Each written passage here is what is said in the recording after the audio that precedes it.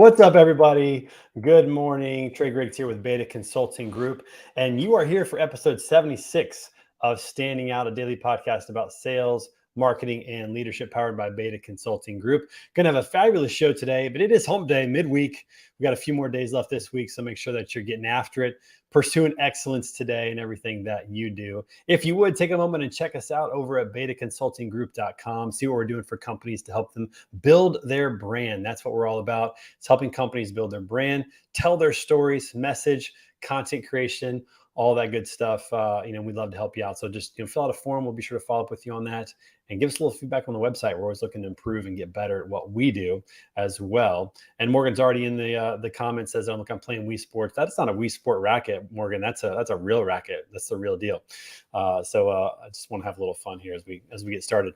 We've had a great week of shows so far. So if you get a chance, go back and check out some of the episodes that we've had this week on the show.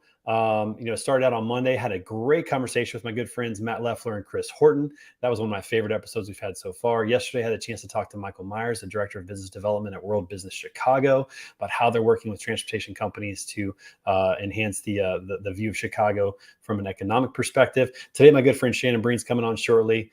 Can't wait to talk to him. Tomorrow, my friend Brandon Bay from LGI is going to be on. We're going to talk about how he is creating a brand out of a company that's been around for a long time, creating a new brand and freshness to that. And on Friday, my good friend Brian Obushan, my golfing buddy here in St. Louis, is going to be on. And we're going to talk about what he's doing over at Ardor Express. It's going to be a fabulous week of shows. So come back every day at 10:30 a.m. Central right here on LinkedIn Live or YouTube or Twitter. And I want to give a shout out to my sponsor, TAS, or the good guys in freight factoring. They're educating carriers, make sure they have everything that they need to survive in good economic conditions or poor economic conditions. And so we're excited about partnering with them. If you own a truck, check us out at tafs.com or click on the link that Morgan's going to put into the comments today to go directly to my landing page so they know that I sent you. They're going to help you out with fuel discounts and tire discounts and insurance needs and everything else that you have. And I would love to partner with you on that. So thank you to TAS for supporting what we're doing here at Standing Out. All right, let's go ahead and bring our guest on today. I've had this guy on the show before. I've had a chance to talk to him a few times. And every time I do, I feel like I learned something that's incredibly beneficial and entertaining as well. So please welcome to the show the co-founder and co-CEO and founder of Freightvana, Shannon Breen. Shannon, what's up, buddy? How are you, man? Hey, how are you, Trey? Thanks for having me. Happy Wednesday. Happy hump day. Yeah, same to you, man. And one thing that I always love about when you pop it up on screen is I see that picture of Jordan in the background. That is such an iconic dunk, and just seeing one of my favorite things now about social media is getting to see these little clips of things that Jordan would say or things that Kobe would say and how they're talking about the competition and pursuing each other and excellence on that. I just love seeing that poster. It's got to be inspiring every day. Yeah, the poster is inspiring. Obviously, Mike's a little bit quieter, right? Like he doesn't do social media. I think everyone would thirst for that. He kind of keeps his private life, but he kind of just let his actions do the talking. I think to your point, once the tragic accident with Kobe, I think what's been interesting to your point is there's a lot of material that I feel like now I digest a lot more than actually when he was with us, right? So I appreciate, I think, even more now, like some of the insights, some of the mentality, some of the stuff that he did. You won't get a lot of that from Mike. Obviously, there was The Last Dance and a few things, but Kobe had a lot of material that wasn't out there and it's a lot more prevalent now. So it's Surprisingly. Yeah, yeah, on TikTok and on Instagram, it seems like every day something's popping up with Kobe, and you just get an insight into his mentality, and it right. helps understand and appreciate kind of who he was. But I will say this: Jordan recently has been talking about Kobe since the accident and talking about what he appreciated about Kobe, and just fascinating to hear the mindset of those high performers, how intense they were, how focused they were, and the fact that Kobe was just all about just the consistency. Taking that step every day. It wasn't a monumental jump he was trying to make. It's every day he was trying to get a little bit better. I think we can all take a lot out of that in terms of our own performance in every role that we take, just trying to get a little bit better today than we were yesterday. Well, think about your intro, like that building brand, right? And I thought about it, and I actually took a piece of Kobe. It's funny you mentioned that, and kind of repackaged that for my team the other day, where he was like, he does this one podcast where he's just talking or he's in an interview, and he's basically like, hey, like you don't get to take like a helicopter to the top of Everest, right? Like you'll die. Yeah. And so what I feel like we're watching, and for some of the conversations we're going to have today, it's like I've told my team about this hike, this journey, this build. It's a step, it's a walk, it's acclimation to certain new levels, and then we continue to climb together, as opposed to what we've seen with maybe individuals, but definitely companies, right? You feel like they almost took a helicopter to the top of Everest, and now you're watching them descend because you can't survive at that level. And so I think it's really interesting on a personal level, but incredibly interesting on a business level. And it's funny you mentioned that, because that was kind of the Kobe connection. And I repackaged it for my own so that my team know, hey, we are on this climb, but we were going to continue to climb and ascend. And hey, we're never going to take that helicopter, but that's okay. Like, look Yeah. what we're building here. That's a huge lesson I've had to learn in my own life, because I tend to be an all or nothing kind of guy. Like, I want everything right now and I want to just go intense. But the truth is, small steps of consistency get you a lot further than trying to make these monumental leaps. And I like the word acclamation that you use. Like, you have to kind of get used to where you're at now and then go on to the next level. It's hard to just go directly to the top and be able to breathe. Like, it just doesn't work that way. So what a great analogy. I love the fact that you use stuff like that, relevant content, to communicate to your team. When did that become a part of your leadership philosophy, in terms of taking things and trying to break them down and create these great word pictures for your team to inspire them? Yeah, I honestly, I tell people all the time, like, I have like a point guard mentality from a leadership perspective. I feel like my business leadership is just a representation of what I used to bring to the sports field. And like, let me be really honest, not the biggest, not the tallest, not the most athletic, right? But where I was successful in sport, and honestly, even through school, wasn't because of the gifts athletically or intelligence wise, but it was that passion, that connection with the people, that common mission. And so in building, my career, and then in building Freightvana, it was all about, I want to create an environment and a team where we're all pulling together for the common goal. Because I saw in the sports fields when I was younger, Trey, like, we'd walk in to pick up basketball, and right, we're playing against people that are NFL players and professional athletes. And we would come out, right, this scrappy team, because we played together and we played as a unit, and we'd win, and it would just bother people. Like, how does that make sense? But like, it's that team ball aspect, right? And so that translated into my professional career, where it's like, hey, I can rally not on a pickup basketball court, but I can rally business professionals to have that kind of scrappy, hey, us against the world mentality. But we'll pull together, we'll pick each other up, we'll challenge one another if someone's not living up to the standard, right? Like, and I felt like I could wear that. Like, that was my space where I felt like I could help a team win. And it wasn't because I was the highest scorer, or the, putting the most rebounds or any of that. It's just, I could organize people around the common goal. And so I felt like in business, I could do the same thing. And hopefully I'm successful as I continue to mature and grow into that. Well, so far, so good in that regard. But yeah, certainly in sports, you have to have somebody who is the glue that kind of holds, kind of the whole thing together. I actually keep this on my desk here. I'll show this real quick, but this was back in my college days. And Yeah. that's the point guard kind of mentality. And, when you know your role as a point guard, it's about getting the team to move in the right direction. It's getting the team into the offense, getting the team into the defense, keeping everybody aligned and moving the same direction. There's a lot of parallels with what you're doing right now as a CEO, of keeping everybody kind of moving in the same direction, keeping their eyes on that vision and moving towards it. How much did having parents who are teachers impact that mentality of wanting to educate and help and inspire and encourage and help people be their absolute best? I think it was huge for me, right? It created that grit. I'd be honest with you. I think from a teacher's perspective, super biased, two parents that are teachers, there's a lot of struggle, right? People, there's a lot of benefits. Like, my parents both committed their entire careers to helping teach people how to read, teach people how to better students. And so, I that also had the backside of it, the financial challenges that came with some of that, right? Especially where my parents taught and what that did. But it created that grit in me, that willingness to want to help people. My dad was incredibly competitive off of, when he wasn't teaching, right? I grew up on softball fields and traveling tournaments. And I just was always around competition, and then watch my parents Monday through Friday go to work and really help America's youth. And so I felt like there was a way to compete a la business, and at the same time build something that could educate and teach people more in a professional setting. And so, I stumbled into logistics a decade ago, and I've been able to accomplish those goals and dreams. And it feels like home and comfort for me, based on my upbringing and what I like doing every day. So What sports did you play growing up? Basketball sounds like one of them. What else did you play? basketball was number one, near and That's what dear I'm to talking my about. heart. I tore my Achilles a decade ago in half in a city league championship game, and so that was the pretty Kind of much ended the end. it. And I could have come back. It rehab's tough for anybody that's had that type of an injury, right? Knee Achilles is pretty brutal. At that point, I transitioned to golf because I still needed the competitive outlet. But my two real key sports were basketball and tennis growing up. So I liked your opening. I never rocked the headband. And I I didn't do even appreciate your two-handed backhand because I could I never didn't figure out the even I one-hander. didn't even know that you were a tennis player. That's divine intervention right there. That's crazy because I was like, Yeah. I'm gonna do something fun today, and I was a former tennis player as well. Not in high school. We didn't have a team, believe it or Oh, not, no really? team in high school. But my buddies and I, we would go out. The local park, the tennis course, the light would be on till 11 or 12 on the weekends, and we would just play. I mean, that was kind of kept me out of trouble in high school. I didn't go to parties. I played tennis on Friday nights till 11 or 12 with my buddies. Yeah.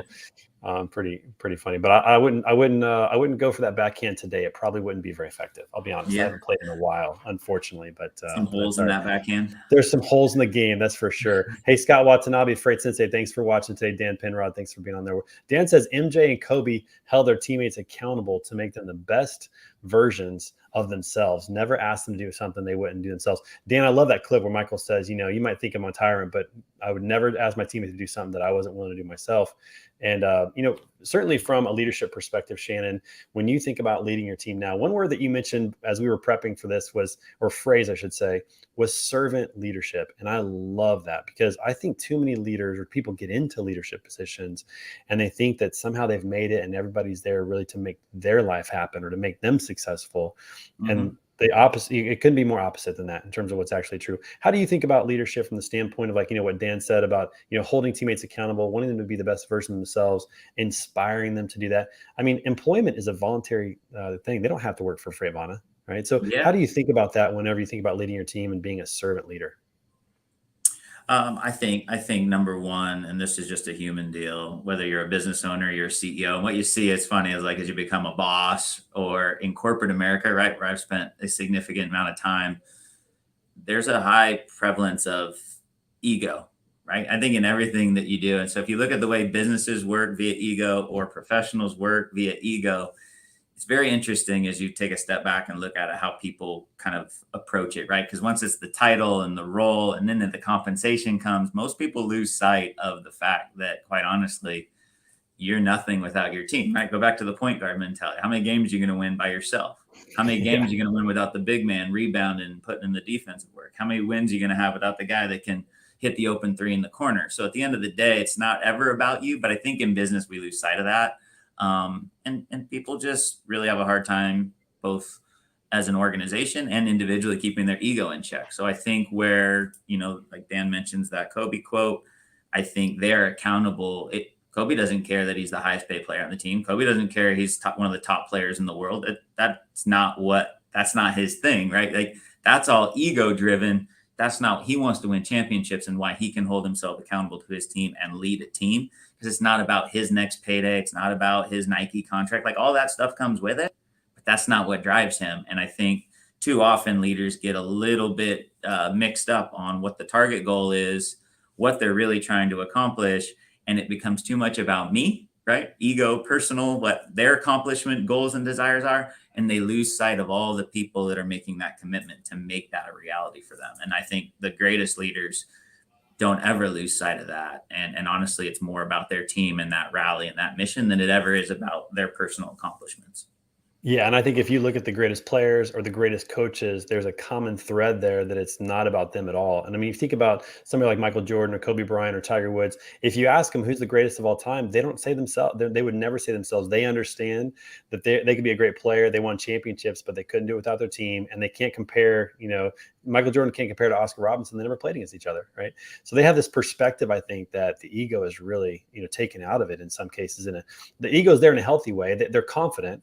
They believe Yeah. they can do it better than anybody else, but they also know that they need help. And that's why when you look at Jordan, when you look at that documentary, for example, The Last Stand, you see some of those practices, they're just as intense as games. I mean, he's going after people, trying to block shots and make them tough. I had a guy, speaking of which, I had a guy on my team back in the day when I was at William Jewell College. I was a freshman, and there was a sophomore, this guy named Mark Bile. He was 6'6", he's a three-point shooter, he's a forward. But literally every time I was playing defense in practice, he looked for me to hit me. like to set a pick and hit me. And it's like he had something out for me. But what he was doing was he was making me tougher. Like he Hmm. knew that in the game I was going to get hit. I was going to come off a pick and I was going to catch an elbow, especially being short. I'm 5'8", so everybody's elbows were at my head. So even though in practice, I'm like, what are you doing? Looking back, it's like that made a ton of sense, that Yeah. he wanted us to be better. The great ones really want that as well. And the other thing I like about, great athletes, great leaders, is that they're very willing to give praise, but they're very willing to accept blame. I think that's a big part of leadership as well. As it kind of goes with what you're talking about with ego, but it's being willing to take the blame when things don't go well and being willing to pass the credit when it does. That's a big part of it.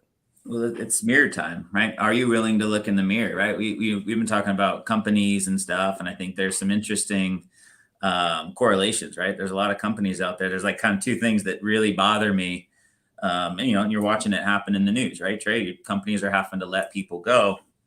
So what's the mirror time? What's the learning from the leadership, right? What did they miss on the planning phase? Like, unfortunately, there's a lot of people that are now looking for jobs, right? Which happens in a market like this. But I think, when I look at companies and the way they handle the exits, I think there's two really, I think a question I would ask in my mature thing as I joined a company would be, hey, join a company, right? I told you, they're already going to hear like the obligatory, like culture and our people and this, and be like, what would the last 20 people that left your company say about your company? Now that is a question. You want to talk about an interview question?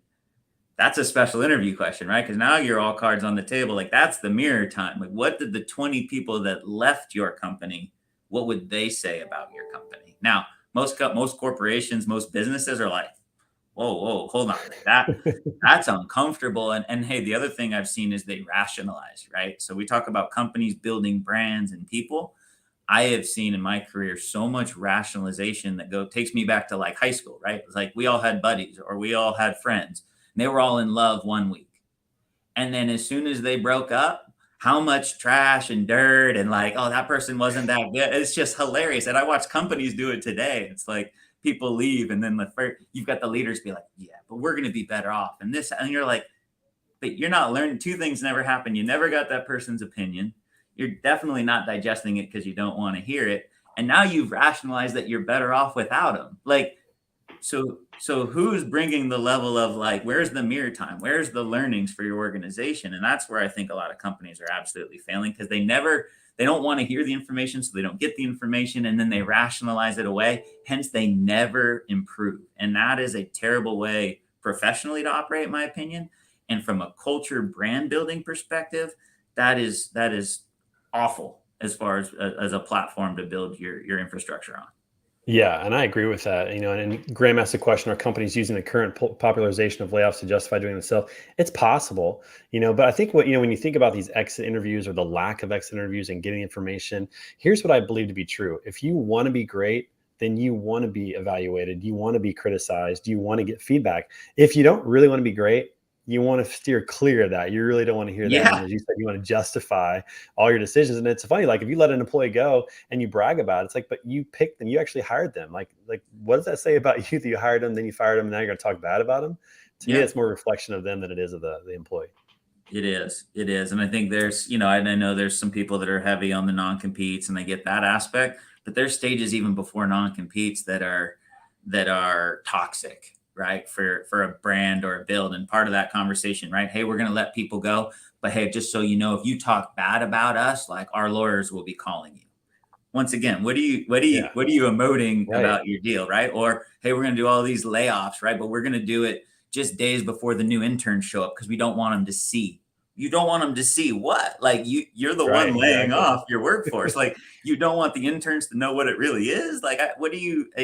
It's too much of a shell game that corporations try to figure out. Like, hey, we want to be this thing, but we're not this thing. So let's play all these games in the middle to try to figure out how to manipulate not only the external market, but even the internal market. Like these new interns can't see what we're about. Like, well, why not? Like, I don't know. And to me, it's always funny because I feel like employees and cultures are so much more intelligent than the people that operate them.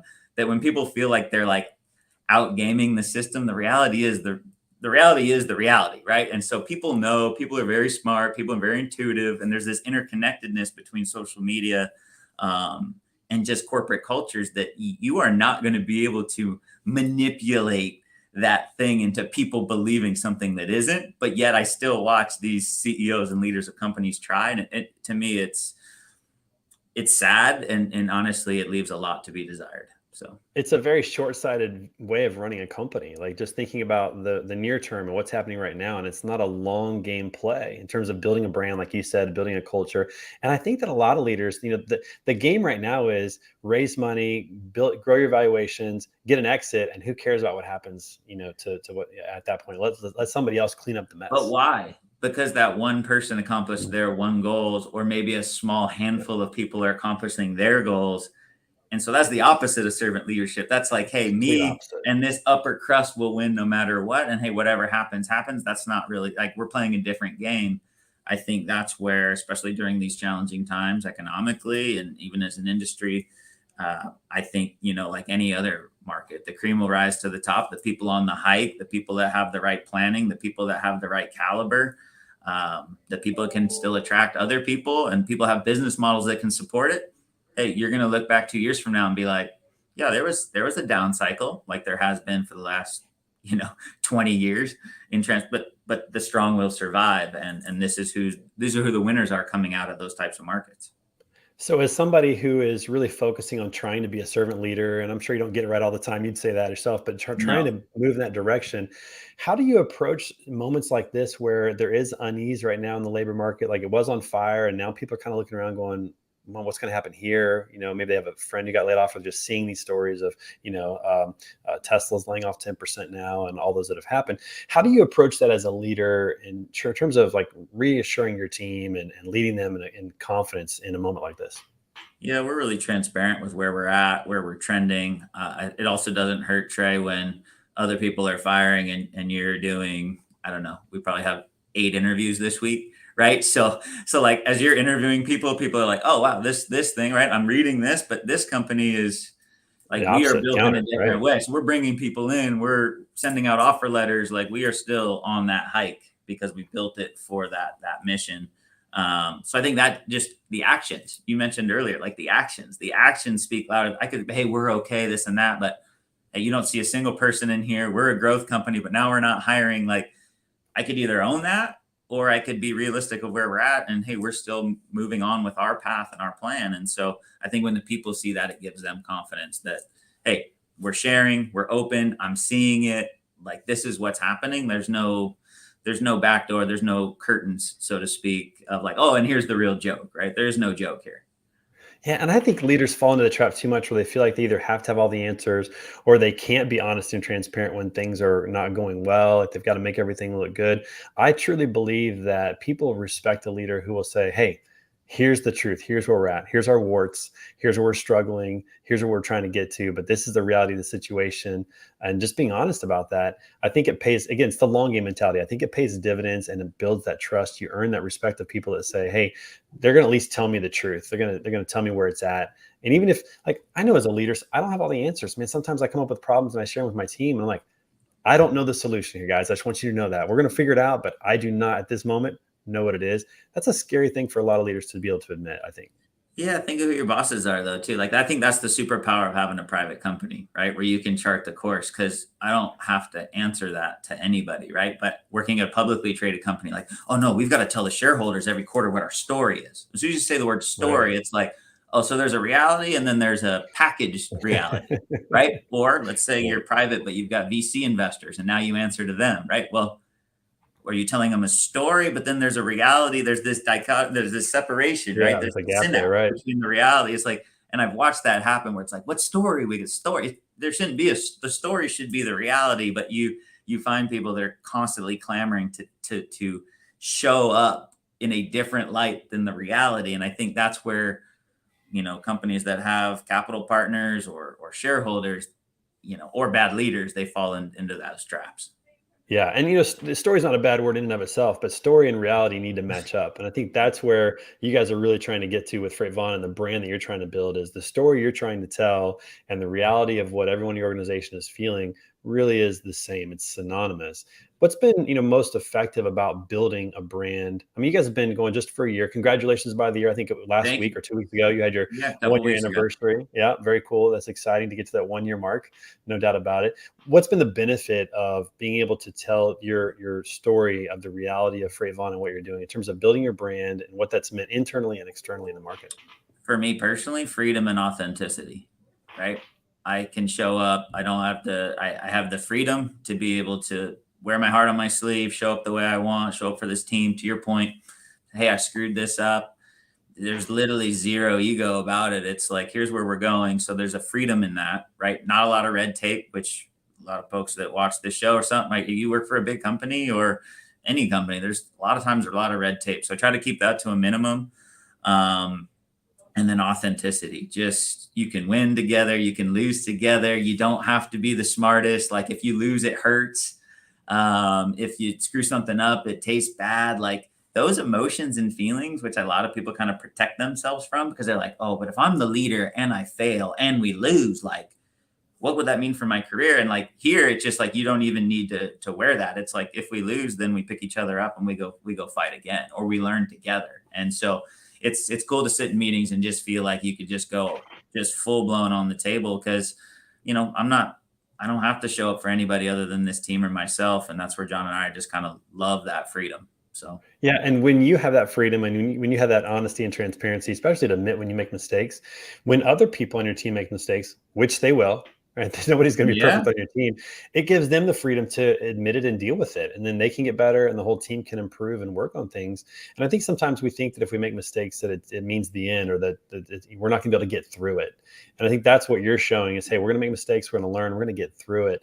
I love my good friends, Dan Deegan and DJ Flores. They've got a show, and on Fridays they've got a segment called Wins and Losses that they recently changed to Wins and Lessons. And I think that really is, when you yeah. lose, it's really just a lesson. Like, man, what do we take away from this, and what do we change next time?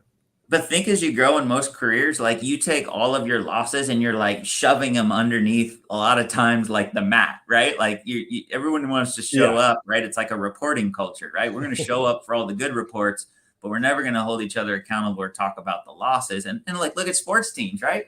You think they all go back after a big loss. What do? Go watch the videotape of their right. loss and they pick those things Rewind apart. it. Like, and The so emotion. yeah, it's like, where do we do here? Why was this set wrong? Why did you do this? Like that's the accountability, but also being willing to have that mirror time and go watch you get beat, watch you lose, and be open enough to be like, and sports is different, right? That's why I think sports is so beautiful, because it happens on a public stage. And so they own it and then they figure out how to resolve it.